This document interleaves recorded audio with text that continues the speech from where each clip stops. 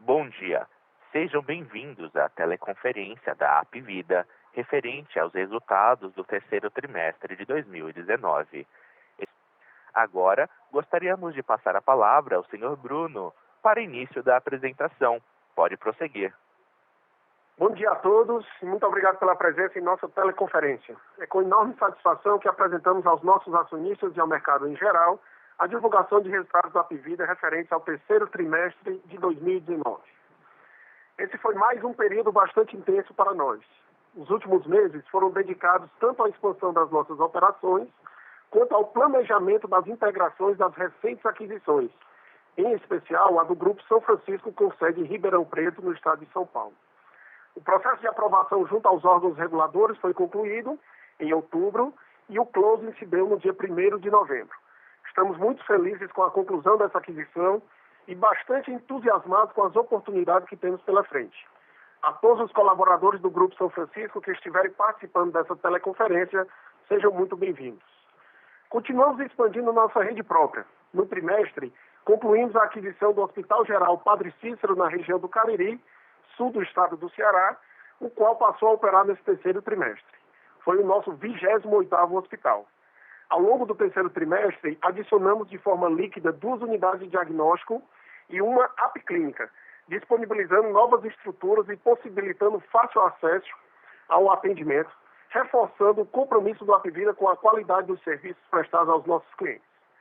Por falar em qualidade, permanecemos como um dos mais baixos níveis de reclamações, com o índice geral de reclamação apurado pela ANS de apenas 3,23 contra 4,48 da média dentro das 76 operadoras de saúde consideradas de grande porte.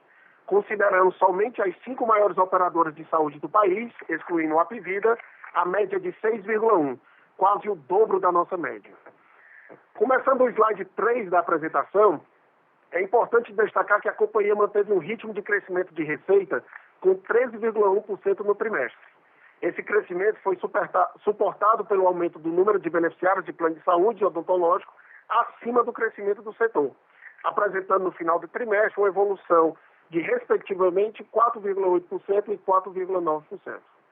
Na nossa sinistralidade ex-SUS, que demonstra de forma mais fidedigna a performance operacional da nossa gestão de sinistros, apresentou uma melhora em relação ao ano anterior. Mantivemos uma adequada gestão das despesas com vendas e das despesas administrativas, com esses 2 índices apresentando melhoras em relação ao terceiro tri do ano passado. Consequentemente, o nosso EBITDA cresceu 23,7%, totalizando 235,3 milhões de reais nesse terceiro trimestre. A margem EBITDA também apresentou melhora, encerrando o trimestre em 17,9%, 1,6 ponto percentual maior na comparação com o terceiro trimestre de 2018. Por fim, gostaria de comentar um pouco sobre o cenário macroeconômico. As economias das regiões Norte, Nordeste e Sul, que são as regiões onde tivemos exposição no terceiro trimestre, continuam apresentando um ritmo lento de recuperação. No entanto, a partir do 4º trimestre em diante, com a conclusão da aquisição do Grupo São Francisco, nossa exposição passa a contar com dinâmica de regiões diferentes, notadamente o interior do estado de São Paulo. Após a conclusão das aquisições do Grupo América e RN Metropolitan, que já obtiveram aprovações no CAD, mas aguardam a aprovação da Agência Nacional de Saúde, nossa exposição passará a ser nacional, com operações em todas as regiões do Brasil e segue, portanto, uma dinâmica diferente da que tem seguido até então. O cenário macro para o país começa a apresentar sinais de recuperação, pois houve, por exemplo, a melhora nas perspectivas econômicas com o aumento das projeções de crescimento do PIB para 2019 e 2020. Adicionalmente, segundo dados do CAGED, o Cadastro Geral de Empregados e Desempregados, de setembro de 2019, o país voltou a registrar saldo positivo na geração de empregos formais.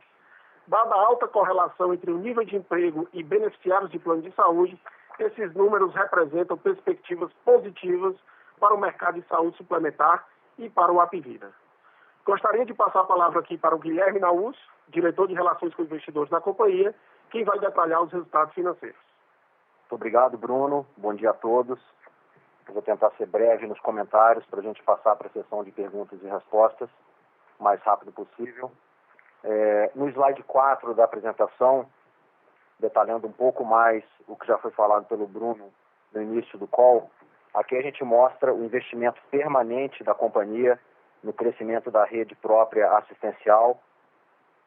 A gente encerra o trimestre com 28 hospitais, o 28º foi o Hospital Geral Padre Cícero, que o Bruno acabou de comentar.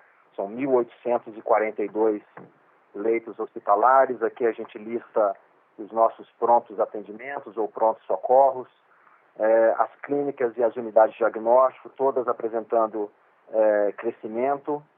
A gente encerra com 220 unidades, né, somando essa coluna inteira aqui do 3C19, 220 unidades assistenciais.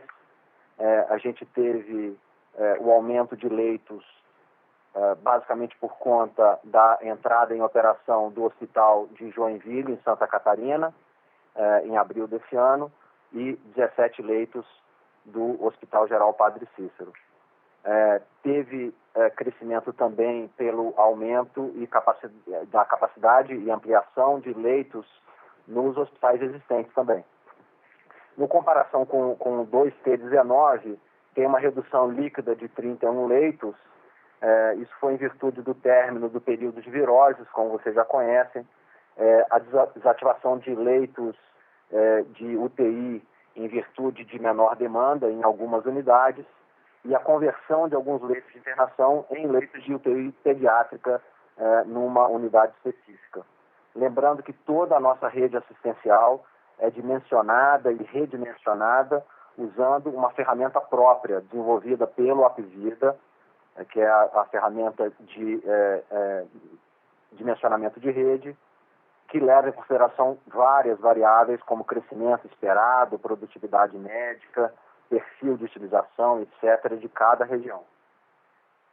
Para terminar, lembrando que a gente tem uma estrutura própria em 12 estados até o terceiro trimestre, o fim do terceiro trimestre, mas agora com São Francisco e posteriormente com a conclusão das aquisições de América e RM, no mapinha aí do lado direito, a gente passa a ter estrutura assistencial própria e operação em 18 estados do Brasil. No slide 5, slide seguinte, a gente tem a nossa evolução da base de beneficiários de saúde odonto, saúde do lado esquerdo, odonto do lado direito, nos últimos 12 meses. A gente registra crescimento em ambas as carteiras, crescendo 4,8%, 4,9%. Lembrando que o setor de saúde suplementar ainda continua apresentando um movimento fraco de adição de vidas. O mesmo período aqui comparativo do 3T19 versus 3T18, o setor apresentou queda de membros de 0,2%, enquanto o Apvida cresce 4,8%, ou seja, continuamos a apresentar performance bem superior à performance do mercado. Do lado direito, aí o crescimento de vida de odonto, 4,9%, continua performando muito bem. Destaques de crescimento orgânico foram nos estados da Bahia, Pernambuco, a gente cresce também no Amazonas e, obviamente, aqui na comparação Santa Catarina, que não existia no terceiro tri do ano passado. No inorgânico, né, em aquisições, a gente tem crescimento no Piauí e no Ceará, por conta das aquisições das carteiras que a gente fez no final do ano passado, Uniplan e Freelife, respectivamente, Piauí e Ceará. Na comparação com 2T19, a carteira de beneficiários de saúde apresenta uma leve queda de 0,8%, cerca de 20 mil vidas, impactada por um índice de cancelamentos ainda elevado, né? A gente não teve um aumento ou redução no índice de cancelamento, mas ele permanece num patamar elevado. Na carteira de planos individuais especificamente, a gente teve um impacto de uma política de contratação mais criteriosa em algumas regiões. O objetivo é qualificar melhor essa venda e potencialmente diminuir o churn, né? Aumentar a retenção desses contratos, o que já tem mostrado efeitos positivos. No próximo slide, no slide 6, a gente olha a evolução do ticket médio de saúde e odonto, novamente saúde no lado esquerdo, odonto no lado direito. Crescimento muito bom de saúde, crescendo 9,3% no ticket. A carteira individual cresce 6,2%, a carteira coletiva cresce um pouco mais, 11,7%, a média é esses 9,3%, e no odonto um crescimento de 1,7%, aí influenciado por um contrato que a gente tem com um ticket mais baixo, que são os produtos de urgência e emergência. No slide 7, a gente mostra a receita operacional líquida. Ela permanece em trajetória de crescimento, 13,1% no TRI, 14,4% no acumulado do ano. Obviamente, a combinação de crescimento das carteiras de saúde e odonto, do número de beneficiários, e o crescimento do ticket médio também. Esse último influenciado tanto pelos reajustes de preço que a gente implementa nas carteiras que são necessários para o equilíbrio econômico, dos contratos, e as vendas novas também, que já são efetuadas a preços novos. No slide 8, a gente fala sobre sinistros e sinistralidade.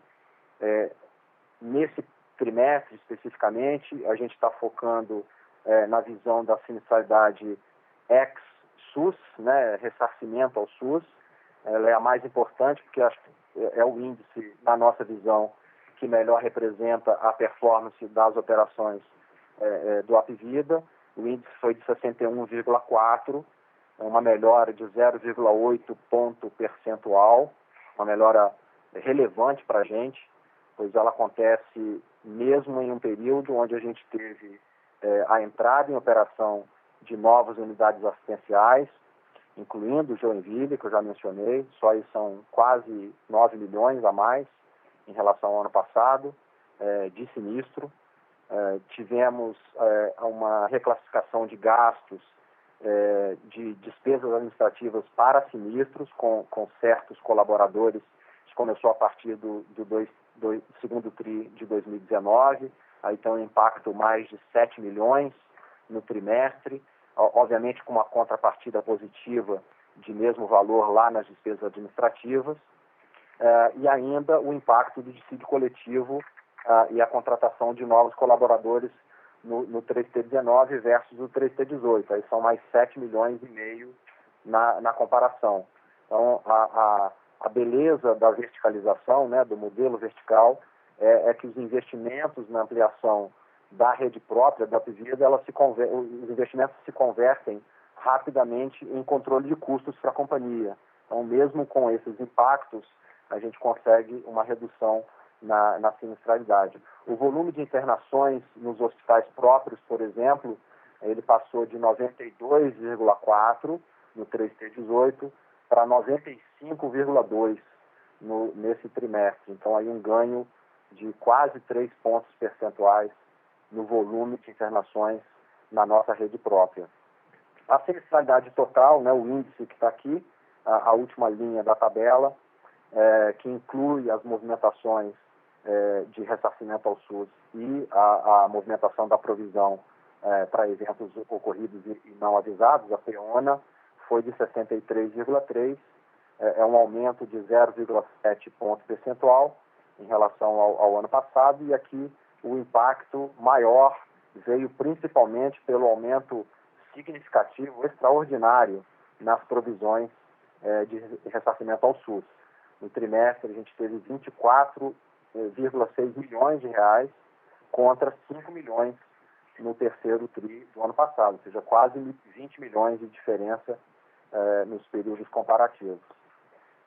Uma outra movimentação no trimestre, mas essa sem qualquer impacto na sinistralidade total, foi uma melhoria no processo de apresentação e processamento das contas médicas da rede credenciada, que foi fruto do aprimoramento realizado em nossos sistemas operacionais, aí em antecipação à implementação do SAP, do SAP. A gente fez isso no segundo trimestre na rede própria, e agora no terceiro trimestre na rede credenciada. Essa mudança ela fez com que a gente reconhecêssemos cerca de 30 milhões de sinistro adicional, mas o efeito integralmente compensado pela redução da PEONA, com uma reversão líquida também de quase 30 milhões. Então, a sugestão é, nesse trimestre, não olhar isoladamente a sinistralidade tirando a PEONA, porque a PEONA aí tem um componente relevante que compensa esse aumento do sinistro caixa. No slide 9, a gente olha os índices de despesas administrativas e de vendas. No gráfico do lado esquerdo, a gente tem despesas de vendas, lembrando que é o total de despesas de comercialização dividido pela receita operacional líquida, o índice de 9,5% no trimestre, uma melhora em relação ao terceiro TRI.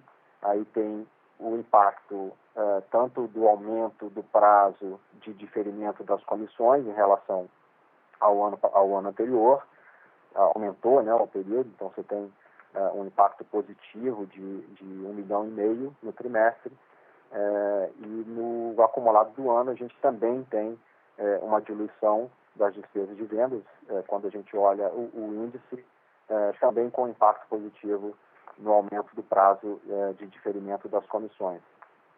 Teve também aí um impacto positivo de 15 milhões no ano passado, que não se repetiu. Então, também tem aí uma base comparativa que precisa ser tratada. No gráfico do lado direito, a gente apresenta o índice de DA, de despesas administrativas. Mesma coisa que o total de despesas administrativas da companhia dividido pela receita operacional líquida. A gente tem o mesmo índice no trimestre e no acumulado do ano, de 10,7. Foi uma redução de 1,3 ponto percentual em relação ao terceiro TRI do ano passado, uma melhora relevante para a gente. Tem aí a reclassificação que eu já mencionei, que saiu daqui e foi para sinistro. Tem impactos de dissídio coletivo, de 5 milhões, e a melhora no acumulado do ano também segue a mesma dinâmica e com impactos também parecidos aí da natureza do impacto, mas com valores diferentes que são detalhados no release de resultados que vocês podem consultar depois. No slide 10 a gente olha o lado esquerdo, o EBITDA e a margem EBITDA. A gente está bastante contente com o resultado do trimestre, foi 235 milhões, como o Bruno mencionou no início, crescimento de 1,6 ponto percentual em relação ao ano passado, ou seja, quase 24% de aumento no EBITDA, bastante relevante. E no acumulado do ano, 780 milhões já de EBITDA, com 14,5% em relação ao 9M18. Essas variações são consequência do que a gente já explicou até aqui nesse call. No slide 11, a gente apresenta o lucro líquido e a margem líquida, também um resultado bastante satisfatório para a companhia. A gente está bem feliz com o resultado, quase 216 milhões de lucro líquido no período, 652 no acumulado de 2019, nos 9 meses, crescimentos importantes aí de 13,5% e 17,6%, respectivamente. A margem ficou praticamente estável, a gente está com uma margem de 16,4% contra 16,3% do ano passado, bastante robusta a margem, com ganho, né, com ganho mesmo com impactos negativos relevantes, como foi o caso do ressarcimento ao SUS que a gente já comentou. A gente conseguiu entregar um crescimento de lucro líquido bastante favorável. A gente teve aí alguns impactos que melhoraram a alíquota efetiva do trimestre, tanto no terceiro TRI de 2019 quanto no terceiro TRI de 2018. No próximo slide 12, é o último slide, a gente mostra a geração de caixa da companhia e CAPEX, geração de caixa no lado esquerdo, CAPEX no lado direito. A gente tem 62,5 7,4 milhões de reais no trimestre em CAPEX, e aí principalmente em função de investimentos na rede própria, em linha com o que a gente já explicou lá no slide 4 da apresentação, no início, né? E no 3T19 a gente gerou 32 milhões de reais de caixa livre. Aí tem uma redução na comparação com o terceiro TRI de 2018, basicamente por conta do maior CAPEX, algumas aquisições que aconteceram no período do Hospital Geral Padre Cícero e da aquisição da Infoway, e também teve uma variação negativa de capital de giro, que foi sensibilizada por um recebimento grande que ficou em contas a receber no dia 30 de setembro. Então foi um efeito temporal, calendário,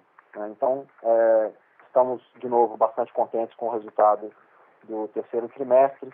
Isso encerra essa sessão de prepared remarks da companhia. A gente fica aqui agora à disposição para responder a pergunta de vocês. Obrigado.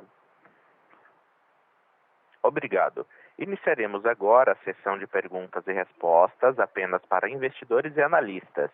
Caso haja alguma pergunta, por favor, digitem *1. Se a sua pergunta for respondida, você pode sair da fila digitando *2. As perguntas serão atendidas na ordem em que são recebidas. Solicitamos a gentileza de tirarem o fone do gancho ao efetuarem a pergunta. Dessa forma, uma ótima qualidade de som será oferecida. Por favor, aguardem enquanto coletamos as perguntas. A primeira pergunta vem de Vinícius Figueiredo, Itaú. Pode prosseguir. Bom dia, pessoal. Obrigado por pegar minhas perguntas. A minha primeira pergunta seria em relação às adições líquidas. A gente viu uma leve queda tanto nos produtos individuais quanto nos corporativos, né? No segmento individual, a gente viu que uma política mais restritiva em relação à venda de produtos acabou impactando um pouco, mas queria saber o que vocês observaram no corporativo. O que impactou mais? Foram cancelamentos, movimentação de contrato, vendas mesmo? Ou foi alguma performance específica em alguma região? A segunda pergunta seria em relação à sinistralidade. A gente viu a reversão líquida, que resultou em um número bem positivo para a Peona, que o Naú já comentou agora há pouco, que foi ajudado pela implementação do SAP e aprimoramento nos processos, né? Queria saber se esse ganho é algo que a gente deve continuar vendo para frente, se essa implementação ela vai ter algum impacto também nos seus sinistros caixa, tanto nesse trimestre quanto no resultado daqui para frente. E, adicionalmente, se vocês puderem comentar também se estão vendo alguma movimentação por parte do regulador em relação ao reembolso do SUS, seria ótimo. Obrigado. Bom dia, Vinícius. É o Bruno falando. Em relação à questão das ações líquidas, como você bem mencionou aí, a questão do plano individual, tem esse aprimoramento em algumas regiões aí do nosso processo de venda, que acabam tendo um impacto de cancelamentos maior na virada da chave desse processo, mas que daqui para frente você tem um churn menor da carteira, segundo a experiência que a gente já teve em outras praças, um churn menor da carteira e, consequentemente, uma eficiência maior do processo de vendas, tá? Mas, de uma forma geral, que aí impacta o corporativo também, a gente tem sentido ainda uma estabilidade muito grande em relação ao que a gente via anteriormente lá na economia das regiões Norte e Nordeste, tá? Então, a gente vê aí a questão da geração de empregos no CAGED, né? Tendo adições líquidas de emprego, uma dinâmica de economia um pouco melhor, mas ainda muito concentrado na região sudeste do país, notadamente aqui no estado de São Paulo. O que nos deixa até muito com boas expectativas daqui para frente, haja vista que a gente teve a conclusão aí da aquisição da São Francisco, né?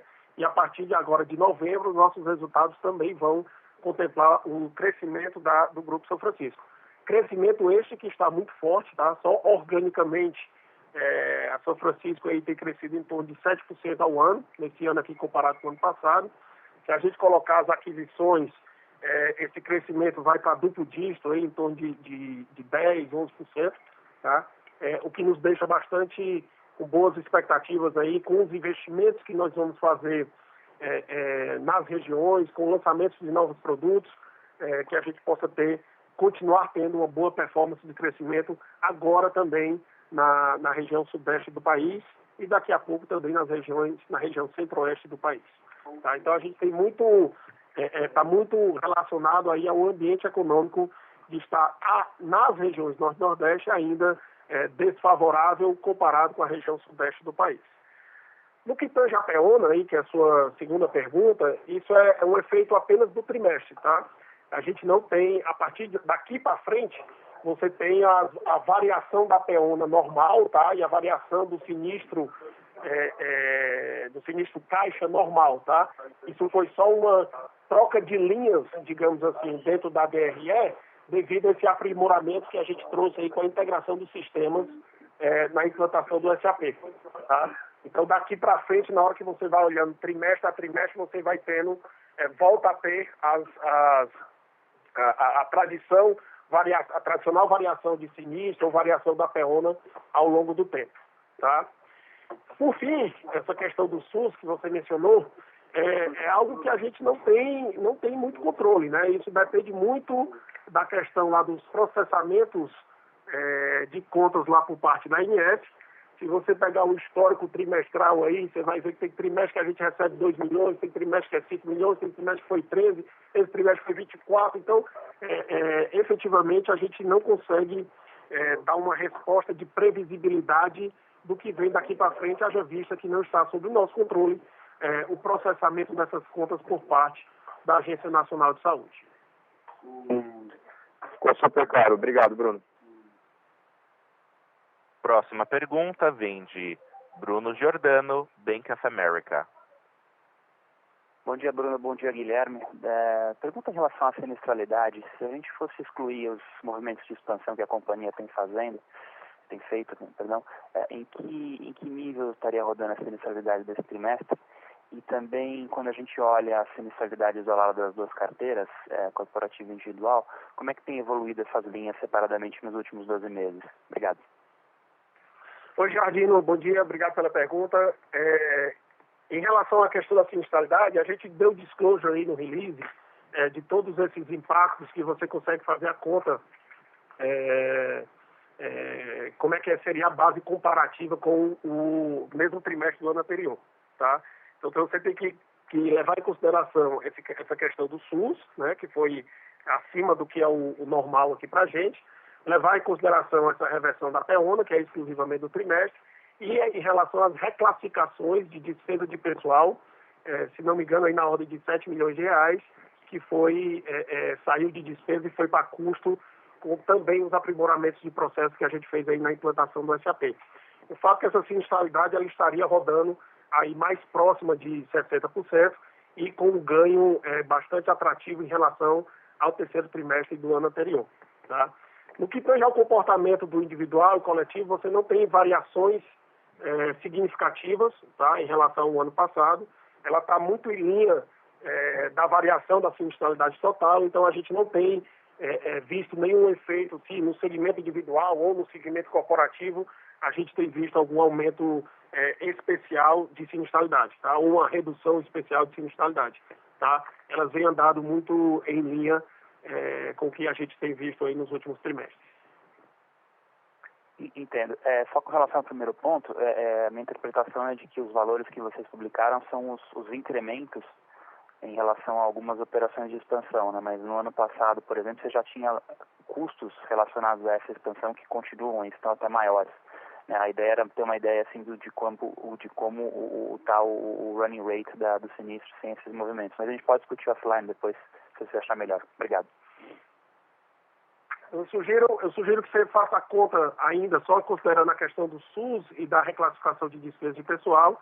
E aí, num posterior momento, a gente pode dar todo o nível de detalhe que você precisar para ver a influência também das novas unidades, em especial da unidade de Joinville. Combinado. Obrigado. Mais uma vez, para fazer alguma pergunta, por favor, digitem *1. Lembrando que para fazer perguntas, basta digitar *1. E para retirar a pergunta da lista, digitem *2. Por favor, aguardem. Por favor, aguardem. Por favor, aguardem. Obrigado. Não havendo mais perguntas, gostaria de passar a palavra para o senhor Bruno para as últimas considerações. Pode prosseguir. Bom, obrigado a todos aí pela participação na teleconferência. Nós estamos certos aí de que estamos preparados para aproveitar da melhor forma possível as oportunidades que estão surgindo no horizonte aí com a conclusão dessas aquisições. Sabemos que ao longo dos anos construímos um negócio sólido, sustentável e ágil, capaz de avançar cada vez mais rápido. Gostaria de agradecer a todos aí, aos que estão no Brasil, um bom feriado amanhã e nos encontramos em breve. Obrigado a todos.